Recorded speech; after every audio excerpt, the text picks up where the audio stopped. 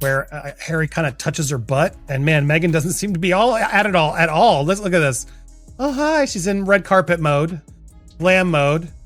And there, he's like, oh, I'm going to grab her butt a little bit. And she's like, don't you freaking dare, you ginger. Did Meghan Markle really grab the microphone from Harry's hands again? Viewers watching the 1805 live fundraiser couldn't believe their eyes. Harry gestured for Meghan to step back, but she slowly moved into the frame, flashing a smile for the cameras.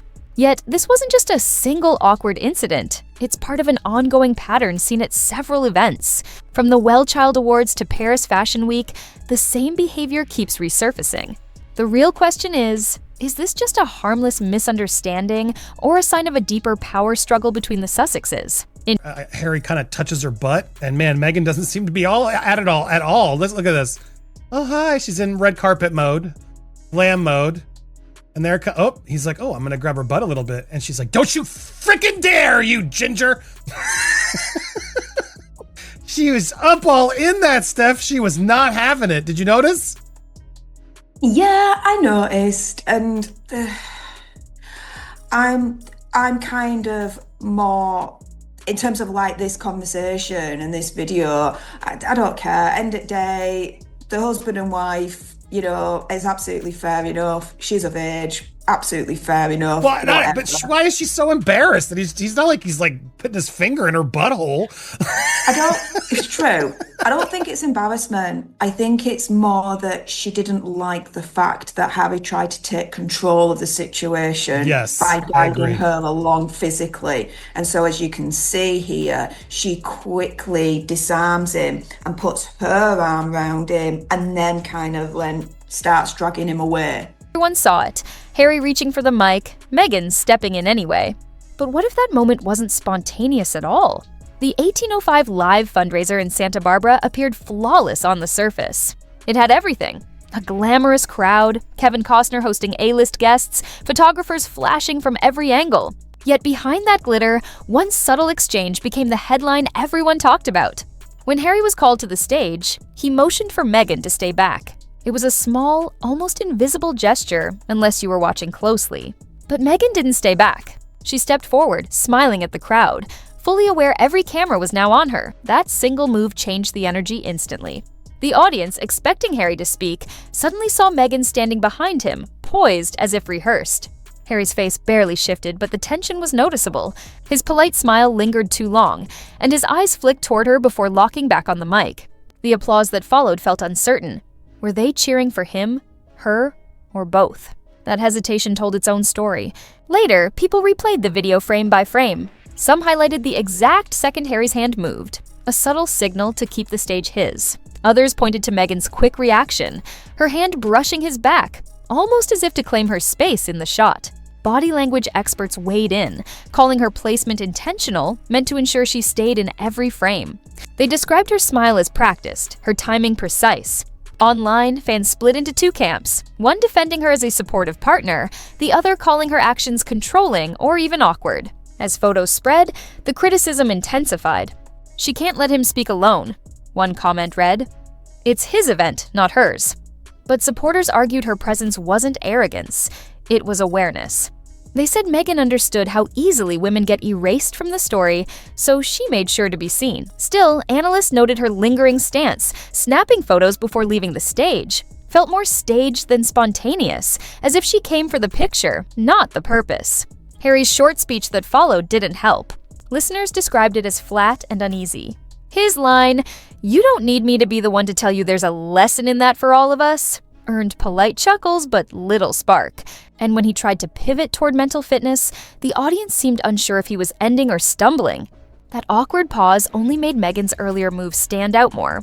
What few realized that night was how this fundraiser moment would become something bigger, a quiet blueprint for what was to come. Because after Santa Barbara, the same dynamic didn't fade. It spread. When the same behavior keeps surfacing across events, can it still be called coincidence? People began to notice a rhythm in Meghan's appearances, a familiar sequence repeating. Harry starts to speak, Meghan moves a little closer, and then comes that practiced glance toward the cameras. It wasn't random. It felt timed, deliberate. Fans began editing clips side by side, spotting identical gestures, identical smiles. What once seemed charming began to look choreographed. At a charity event the next month, she did it again, stepping half a stride in front of Harry just before the mic appeared. Same laugh, same angle, same tilt of the shoulder. At a veteran's interview weeks later, she leaned in just as Harry began answering, tightening the camera frame around herself instead of him. Those small, polished gestures became her new tell. By then, people weren't just watching the events, they were studying the pattern. Repetition always teaches the audience what to expect, and in celebrity branding, predictability equals power. Image experts say when someone repeats behaviors publicly, the consistency itself becomes the message. Meghan's subtle on-camera movements weren't loud, but they were steady enough to reshape how people viewed both of them. Every time she reached for the mic or met the camera first, she reinforced who was really steering their shared image. Harry, meanwhile, grew quieter, as if aware of the rhythm but unable to escape it. Plenty of famous couples manage this kind of public choreography, but Meghan's approach felt unusually personal.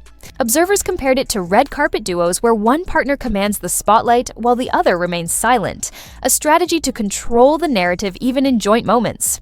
But with the Sussexes, the repetition only drew more attention. The contrast between her composure and his visible restraint became their trademark dynamic. Viewers reacted with a mix of fascination and discomfort. Some said she was reclaiming her voice after years of being silenced. Others believed she was overshadowing Harry, bit by bit. Hashtags mocking the mic snatch flooded social media, paired with slowed-down clips and sarcastic captions. The more people joked, the deeper the narrative stuck. Meghan takes control, Harry watches it happen. His shorter speaking turns began to symbolize something bigger, as though the microphone wasn't the only thing slipping away. By the time analysts labeled it a pattern of practiced visibility, the image was set. This wasn't random or reactive, it was refined, intentional, and repetitive. And that consistency would soon lead to one uncomfortable moment that even their biggest supporters couldn't ignore. Harry, if you're watching, you should really try to grab her butt more and see if you can, because that's a good power dynamic. She is your wife. I'm not trying to do anything gross, but test our theory. Let's see. Will she ever let you have any control? Or I'm guessing you're right, Steph. I'm guessing this woman does not like him in control, especially at these galas. But that's what it's about to me. It's just she comes across like, oh, I love my husband. He's such a, all the things he does. He's a dream or whatever what was that line she said on the interview? Anyway. Fox. That's right. He's a fox. It's like, yeah, dude, you're married. Like, you're allowed to just have his hand on your panted butt. It's not like he's humping you or something on the red carpet. But you could also argue, it's supposed to be professional, but I don't know. This was an example yet again of the control and just like, don't you dare do that. I am here to get good press. Do not want them to talk about your hand in my butt. Blah blah blah blah blah blah blah. And it just feels all manipulated, right? Because she has to control it all. I feel like. Yeah. It's true. It's all fake. It's all for sure. It's all extremely calculated when it comes to Megsy. And above all, she needs to maintain this veneer that she's the one that's in control no matter what. Should have been Harry's heartfelt moment in the spotlight turned into yet another Meghan-centered headline everyone discussed. The Well-Child Awards were supposed to be his domain, a cause he's long supported, something genuine and grounded amid the chaos. But as the ceremony ended and the applause faded, people noticed something unusual. One by one, everyone stepped off the stage. The hosts, the children, the guests, even Harry. Except Meghan. She lingered just a few steps behind, perfectly framed by the lights as photographers adjusted their shots. For a brief instant, it looked like she was deciding whether to follow or stay, but her body language told a different story. Several attendees later described the moment as awkward. The pause wasn't long, maybe 20 seconds, but it was enough for the audience to sense something off. Harry moved naturally with the group, focused on the crowd, while Meghan slowed her pace. Her shoulders straightened, chin lifted, and smile held firm. Some called it instinct. Others called it strategy. She seemed to know exactly where the cameras were and how to command them. Commentators reviewing the footage called it a defining moment. The way she paused, subtly shifted her stance, and adjusted her position for the perfect frame made it clear she was aware of every lens on her. Her posture was flawless, shoulders back, core centered, expressions soft yet striking enough to stand out. One analyst described it simply as camera ready and perfectly rehearsed. When Harry glanced back and noticed she was still on stage, that quick look between them became the image everyone replayed online. The reactions split sharply. Supporters said she was just showing support and respect for Harry's cause. But many fans focused on what they called PR over purpose. They argued that her decision to linger wasn't about honoring the event, but managing optics, staying visible just long enough to dominate the coverage. Some critics went further, labeling it opportunistic, turning a heartfelt ceremony into a showcase of image over intention. That interpretation spread quickly. Headlines used words like overshadow and awkward ending. Even a small difference in timing, Harry walking off while Meghan stayed, shifted the emotional tone of the finale. What should have felt like a warm, graceful closing instead turned uneasy. People in the audience sensed it too. Polite applause, low murmurs, hesitant smiles. The mood dimmed, replaced by that subtle social discomfort everyone recognizes but can't quite name. By the next day, analysts agreed the well-child stage wasn't just another appearance. It was proof the pattern had gone too far. Meghan's image control had tipped into dominance. And for Harry, that lingering pause marked something deeper, the first visible crack in his patience that everyone would soon see. Intro 4. He's just getting the ultimate karma, isn't he? Yeah. I wouldn't have said anything if he didn't call out his own brother. But my God, I saw so many photos where it's just more and more evident. And again, everyone does. A lot of men do, like no shame. But I'm only shaming because didn't he shame William about the same damn thing? Well, apparently, allegedly, rumours through the grapevine, he's had like hair plugs put in that didn't take. And so maybe might be trying again. I don't know. Yeah, well, look, hey, it happens to the best of us, Harry. But yeah, that ginger hair is clearly going to go. So you got to decide, are you going to pull a William, start shaving it off? Then they'll look even more similar. That'll be kind of weird. But look, she has a good publicist. I can't deny that. Can we agree on that? Like, she's still getting herself out there at events that seem important to those that are dumb. I was at the Dumas thread on Instagram, and I was shocked how much positive comments she has. Like, there is a lot of people out there that are supporting of this. I want to show you this to get your reaction, because they sort of do rumors, gossips and stuff. But the last slide, as they're going through these, on the ground reaction. She's so pretty and he's so tall. She looks gorgeous. She's so, look at that. Like, all these, you get a few real ones in there. No, we want privacy. But she's freaking stunning. And then I love how he made fun of his brother for being so bald. There it is. But are you surprised? Please keep them. It's about a half and half. The first time, Harry's frustration wasn't hidden. His body language said it all. During his recent public appearances, small cracks began to show, the kind that couldn't be covered by a polite smile or a quick glance toward Meghan. The moment everyone keeps referencing is the firefighter exchange on stage, when Meghan reached out and touched his back mid-speech. At first it looked harmless, until Harry's reaction gave everything away. Witnesses described how he instinctively pulled back, almost jumping in surprise. A movement so immediate it felt more like reflex than discomfort. People online dubbed it the jump scare, but experts said it exposed something deeper. Tension that had been suppressed for too long finally slipping through. Right after that, his speech faltered. The smooth rhythm he once had disappeared.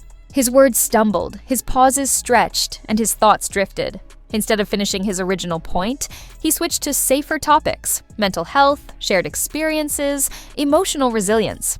Those pivots looked less like natural transitions and more like defense moves. Quiet attempts to regain composure after losing it in front of everyone. He didn't seem angry, just unsteady, his usual confidence replaced with something forced. Meanwhile, Meghan remained composed, her expression steady and her practiced smile never fading. Body language analysts later described the scene as two performances unfolding at once, Harry's gestures small and restrained, Meghan's polished and outward. When she leaned toward the camera or adjusted her pose, he instinctively leaned away. The stage dynamic became a visual tug of war, her presence expanding while his seemed to shrink. Viewers caught it immediately. Social media threads replayed the clip in slow motion, zooming in on the moment his shoulders tightened just before he stepped aside. The footage went viral, sparking endless debate over whether it showed bottled-up frustration or pure exhaustion. The more people dissected those clips, the less attention his words received. What mattered now was the unspoken story between them. the quiet tension underneath the smiles. Many said Harry looked like a man trying to stay professional while someone else controlled the spotlight beside him.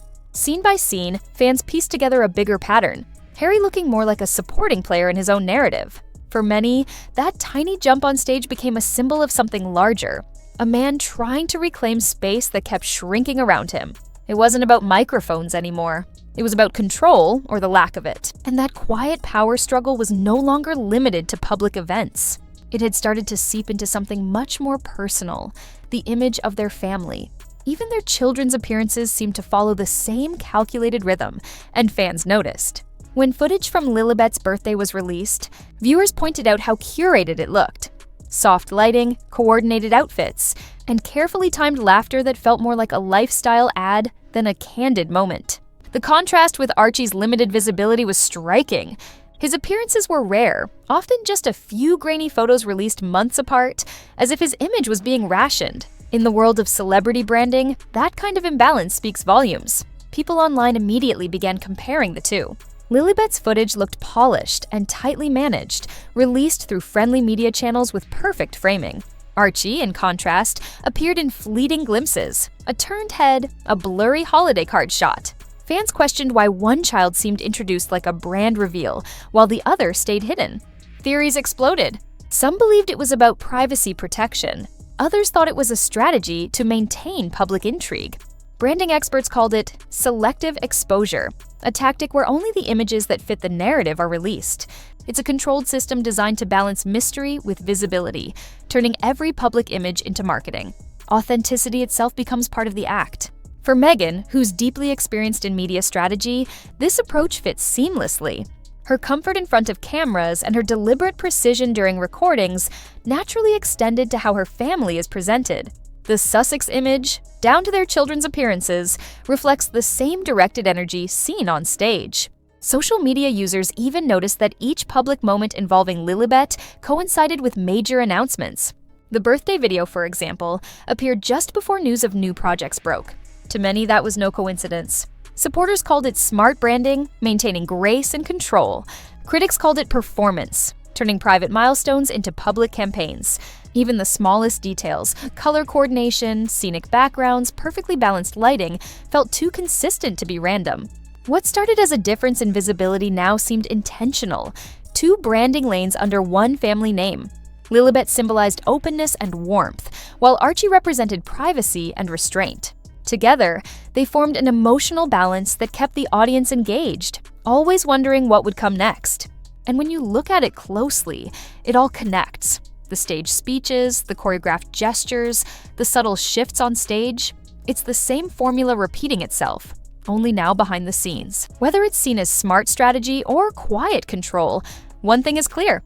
The tension shaping their public image as a couple keeps growing, quietly influencing everything else they show the world. I mean, these events, whether they're paid for or just paid for in marketing, but yeah, these events make money by inviting celebrities who will show up and hopefully sell some tickets, is what they do. They're glorified, reality stars is what they've become. They're charity reality stars. It feels like they're paraded around these events and these award shows to hopefully bring in people. And I got to say, though, they clearly are still bringing in people, Steph. As much as we want to criticize them, they're still pulling in these ballrooms full of bozos who are humoring them. Does that surprise you? No, only because that wasn't the only award that was gifted out that night anyway. So the other people were there to also collect their own awards. They weren't necessarily there because Hazza and Megxie had attended. That kind of set is now getting around to the thought process that any association with Hazza and Megxie is fruit of the poisonous tree. Meghan's habit of grabbing the mic has turned into a public symbol of control and visibility. Every onstage interruption and perfectly timed entrance reinforces her calculated grip on the spotlight. Analysts call it a strategic effort to craft the Sussex brand in real time, a modern guide to managing fame through image precision. Yet the question remains: are these moments power plays, smart media maneuvers, or quiet signs of tension behind the scenes? Visibility can still command attention, but authenticity is what keeps audiences invested. So, will Harry ever step back into the center of his own story?